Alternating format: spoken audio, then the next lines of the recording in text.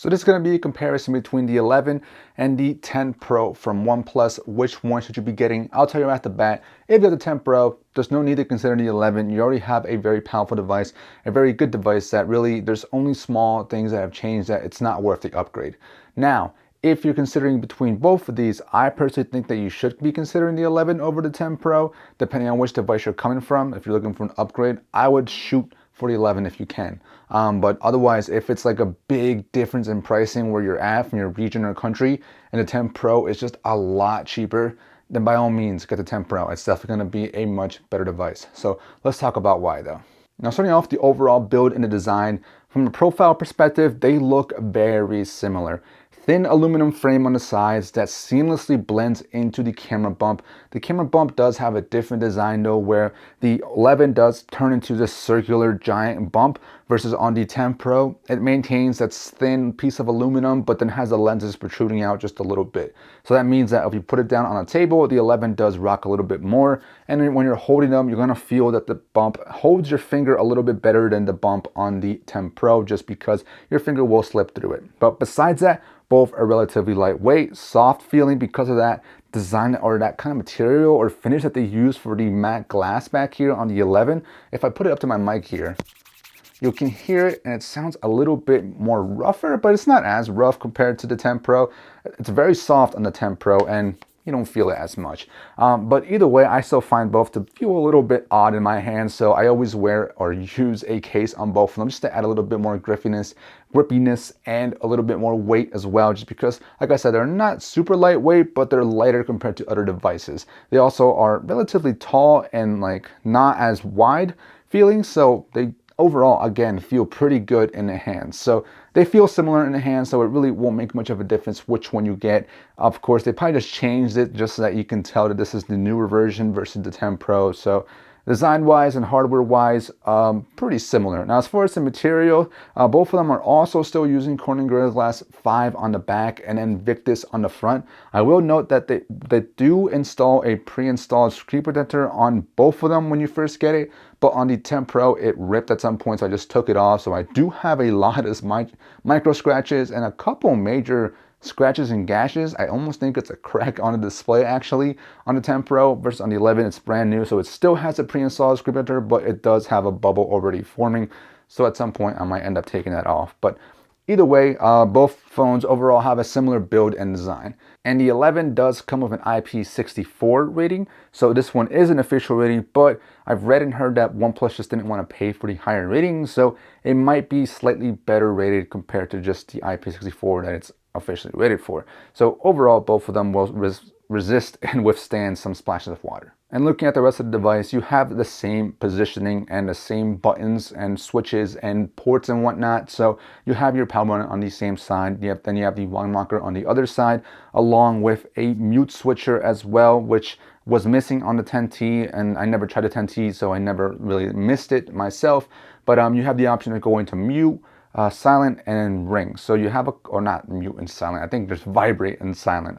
But still, you have 3 options to toggle between, which is pretty cool. Very convenient if you ever have to quickly switch your device on sound modes. You don't have to go into the settings real quick or even set up routines. You can just quickly, physically toggle those different options.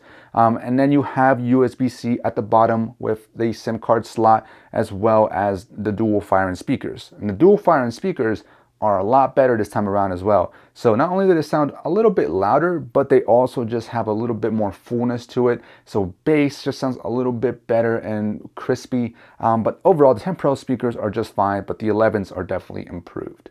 And the haptics were also rather improved on the 11 as well. They just feel slightly stronger or more crispier. They don't feel cheap at all.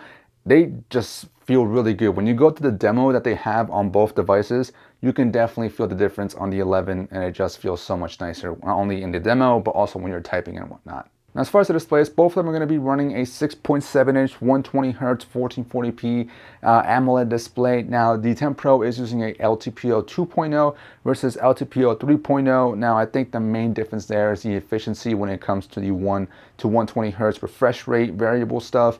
So it might be more efficient on the 11, which helps with battery life, which we'll talk about in a little bit here. But overall, the viewing experience is good on both of them. They'll both get plenty bright enough. They're both vibrant, colorful, and sharp and smooth when you're scrolling around through the OS. And most apps, some apps I noticed run at 60 hertz, so it's not taking a full advantage of the 120 hertz, such as like Snapchat and YouTube. But besides that, I think the display is fine and perfect for a ton of people. But the one thing I'm not a huge fan of is going to be the aspect ratio. Some content does seem to work just fine on this, but I noticed in some videos on YouTube, if they have like a more boxier aspect ratio, it does have a pretty thick border on the sides with the black bars. So definitely depends on the aspect ratio of the video you're watching. But besides that, I find both of them to have a pretty good overall display, and they're also curved. So if you're not a fan of curved display, it's pretty much the exact same curvedness on both of them. So you might get those accidental touches when you're reaching across the display if you're not using a case. But if you're using a case, then you might be able to avoid those accidental touches. You have pretty similar bezels, if not the exact same bezels, and then a singular camera cutout, which doesn't get in the way. The camera cutout does have facial recognition available with that camera.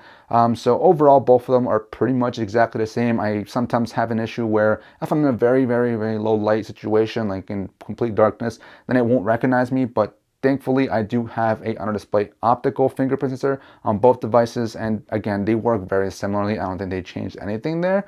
Both of them are pretty reliable and responsive. Now, if you're tapping it a little too fast, sometimes you'll find that it doesn't recognize you. But besides that, if you set up both of them, you likely won't have an issue at all when it comes to biometrics. Now, as far as the performance, there's a lot of variants out there, but for me, on the 10 Pro, I do have the Snapdragon 8 Gen 1 with 8 GB of RAM and 120 GB of storage, which is the UFS 3.1 with the Adreno 730 GPU, I think.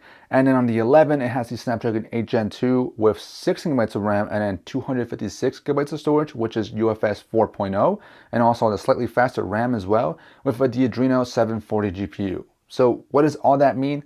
Basically, both of them are powerful devices. You're going to be getting great performance on both of them, regardless of which one you have here or which one you get. It's great for your everyday stuff because not everyone's going to be playing games all the time or using the camera all the time. Maybe you are, but for those people who are just doing their basic stuff, such as browsing social media, browsing shopping apps, the internet, texting, and all that stuff, you're going to be fine on both devices. There's going to be no issue on either of them. They're going to be more than powerful enough to get you through your everyday tasks. Now, if you do want to get a little bit more hardcore with those games and stuff, depending on the games that you're playing, you will notice that the Snapdragon 8 Gen 1 on the 10 Pro will run a lot hotter. So over time, you will be able to feel the heat just start to come off of this device, and you might start to notice a bit of a hit in performance on the phone itself. On the 11, it can also get relatively warm, but not as warm as the 10 Pro. It definitely runs warm, and the 10 Pro runs hot. And the one thing I noticed too is that the performance was able to be consistent. It didn't really get choppy. There was a few times where I was playing Apex Legends and out of nowhere it just hit 15 FPS, like it dropped from 60 to 15 and it just stayed there for a little bit. It was during the menu system too, or when I was checking my settings and stuff like that, but then out of nowhere it would pop back up to 60 and stay at 60. On a 10 Pro, it would drop from 60 down to 40 or 50 frames per second. So it was dropping in frames versus on the 11, it was consistently dropping to like a very low frame rate and then dropping back or going back up to a high frame rate and just staying there. So I don't know what was going on there. It might just be some optimization stuff that was happening, but either way, overall, I think both of them will provide you with good performance, but the 11 definitely is able to stay more consistent and also run less hot. Now, as far as the software, both of them are running Android 13 with Oxygen OS 13. Now, I never did use the previous versions of Oxygen OS, so I've seen a lot of people talk about how they wish this was more like the previous Oxygen OS. So for me, this software is overall pretty good, I would say. It's not perfect. There's definitely some quirks and small things that I'm not a huge fan of what they do, but overall, I think it provides you with a lot of different stuff. So when it comes to like customization, there's a decent amount, like small things that I personally wouldn't think of like wanting to customize, but they allow you to. So for one thing I always want to customize is my icons. So I love the option to remove the names or the labels off my icons. I know something's gonna be confusing when you don't know what your icon is gonna open up. But either way, I like the look of not having the names on there, and then you can choose to just change up the style of the icons or use Material U or don't use Material U. And also with Material U, you have the option of picking your own colors. So on other OS systems, they kind of just select the colors for you and just create this combo for you, but you can go in and personally select which color combos you want, which is, I think, pretty cool. You can customize the status bar, like toggle on and off which kind of icon you want to show up there, such as like your Bluetooth and stuff like that, your Wi-Fi. You can also customize the battery icon itself. You can change up the animations of your fingerprint sensor and then the transitions when you're going between your pages on your home screen. One thing I don't like though is all the animations. I do feel like they run a little bit slow for my liking, especially when you're switching from portrait mode to horizontal mode on YouTube. I think it runs a little bit slow. So I do go into developer mode, or recently I switched to developer mode and then sped up the animations to 0.5x. Just makes things run a little bit more snappier and smoother because the animations are sped up a little bit. So I definitely would recommend that if you want to make the phone feel a little bit faster. And it works on both of them, and both overall have the same features and smoothness. But some things I don't like is things like, for one, I appreciate the sidebar or edge bar, whatever it's called, but I don't like that you can't move it anywhere. It has to stay towards the top, the little toggle piece that you pull over and then you can open it up. And another thing I don't like is that when you click on an icon or an app within that sidebar, it opens it up in floating window mode. Why? I don't understand why. When I click on it from there, I want it to open up in full screen mode. If I drag it and drop it, then okay, yeah, I guess that makes sense. Drop it into an icon or a floating window, but not when I click on it. I wish that would be a little bit different. Another thing I don't like is kind of the multitasking capabilities. I wish that it had the ability to multitask with every app, because not every app is able to go into a floating window mode or be used in split screen mode. So I wish it was able to do that as well. The next thing is the shelf. I think the shelf feature is kind of useful. Some people might find it useless, but I don't use it at all anymore because they changed it up. Before, you could access it by swiping, I think, from the left side of the screen, and then the right side would be your notifications and your quick settings. But now you have to choose between either or. So you either have to choose between, when you swipe down from like down in the middle of the screen, either it pulls on the shelf or it pulls down the notification drawer. It can't be both. If you want to use the notification drawer, you have to pull all the way from the very top of the screen. I just find that kind of annoying. Like, they kind of broke that feature, so now I feel like no one's going to use the shelf now. So that's one thing I find annoying as well. And the one thing that big man MKBHT noted that I have to agree with is in the notification settings. One, when you swipe from both sides, it should just clear the notification. Instead, one side clears it and then one side opens it up and it's like his options setting, and then you clear it again by swiping once more. And then also, if you open up a group of notifications from a single app, it'll open up the whole thing or the whole group of notifications instead of going straight into the app, unlike some other OS systems. So there's some small things that overall will feel a little bit weird and annoying. Either way, I think the software overall is pretty good. It definitely will come down to your preferences as far as the looks and the feeling and the customization and the features and whatnot. There's a ton of other stuff I didn't talk about here, but that's the main things that I noticed and wanted to talk about and point out. But as far as the software support, the 10 Pro is going to offer 3 years of OS updates and then 4 years of security updates. But it's already a year old, so you're down to 2 years of OS updates and then 3 years of security updates. Versus the 11, it is promised 4 years of OS updates and 5 years of security updates. So a lot of Android manufacturers are really kicking it up this time. So this is going to give you nearly twice the amount of life compared to the 10 Pros, which is a pretty big thing to consider now as well. But I do hope that both devices are able to maintain those updates consistently, because on the 10 Pro over time, I noticed that it's like every other month that you get updates. It's not every month, unless there's like some major bug that they need to fix, then they'll probably update it right away. But otherwise, I felt like it was every other month. But yeah, just wanted to point that out as well. As far as the cameras, on the 10 Pro, looking at the spec sheet, you do have a 48 megapixel f1.8 wide camera with an 8 megapixel f2.4 telephoto camera and then a 50 megapixel f2.2 ultra wide. Versus the 11, this is going to have a 50 megapixel f1.8 wide with a 32 megapixel f2.0 telephoto and then a 48 megapixel f2.2 ultra wide. So what that means in the real world usage is, I don't think much of a difference. I'm not a huge camera user, so I'm not going to really go into the small details here. From what I'm seeing, it's just a slight difference in the tuning. So on the back cameras, I did notice that I would say the 11 was set to like a vibrancy and saturation of like maybe 9 or 10. And then the 10 Pro was like bumped up to like an 11 or something like that. Because it does look a little bit more over exaggerated in some of its colors. But overall, both of them do look sharp. Good quality, good colors overall, but like I said, slight difference in the tuning, so it will come down to you to decide which color tuning you prefer.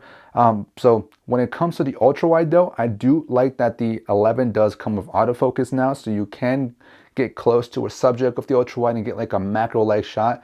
Now you could use the telephoto on a 10 Pro and just zoom in on a subject and get like a similar shot, but that's up to you to decide how you like to use your cameras. And then talking about the telephoto, on the 11, it is an optical 2.0. Now, I did notice that on both of them, depending on how far away you are and the lighting situation, it will switch between the wide lens and then the telephoto to get like the better shot, I guess. So that's between, I think, 1x and 10x. And then once you get from 10x and beyond, it does switch automatically to the telephoto. And on the 11, you are maxed out at a max of 20x zoom versus the 10 Pro. It does have a max of 30x zoom, but it doesn't look anything pretty or anything like that. But so it's definitely up to you to decide which camera system you prefer on the back. I think overall, both of them look pretty good, like I said. As far as video in the back, both of them have a max capability of an 8K 24 frames per second video. I would never use that, so it doesn't matter to me, but 4K 30 is what I use on both of them. You can do 4K 60, I believe. But for me, for 4K 30, again, I noticed that the telephotos aren't being used for 4K on both of them. So you can only use the ultra wide and the wide lens on the 4K video recording on both of them. And similar to the color tuning, there's just a slight difference where, again, the 10 Pro does look a little bit more vibrant compared to the 11. But overall, I think both look sharp and good quality.